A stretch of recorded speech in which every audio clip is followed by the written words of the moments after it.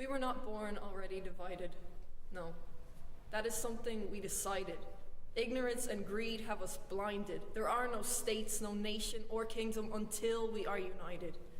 Now I came into this world knowing it's far from perfect, and I learned to raise my voice for something if it's worth it.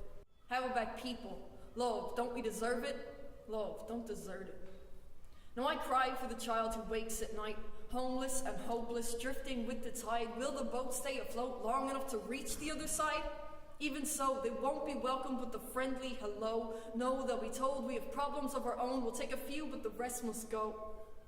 The greatest crime we can commit is not accepting what is. The lack of humanity is driving me to insanity, and our obsession with vanity is sad to me.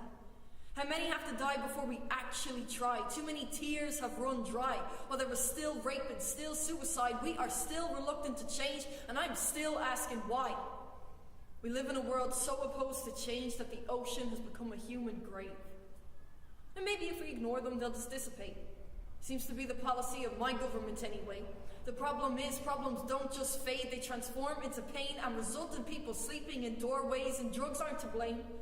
Sometimes the greatest companion is a couple of grams of cocaine. When people treat people with disdain, we move further away from achieving the aims of those whose names we celebrate. We've got 7,000 without a roof. You want proof? I'll walk down any street and I'm out of change before I reach the end of the concrete.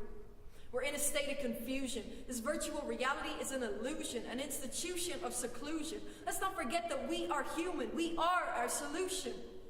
And right now we are suffering. Enough with the othering. Let's start uncovering the lies we're being smothered in and restructuring this system because it's not functioning. So fuck the policies of those making decisions on behalf of me. I never agreed to sell my body to misogyny. We can't have equality until a woman's body is no longer government property.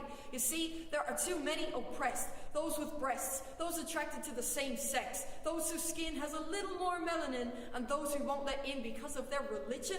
Now that to me is what you call sin. The list goes on.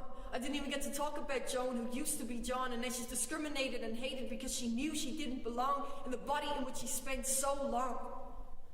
These are not reasons to be treated with contempt. Diversity is not dangerous. The only thing that endangers us is when we disrespect and degrade each other.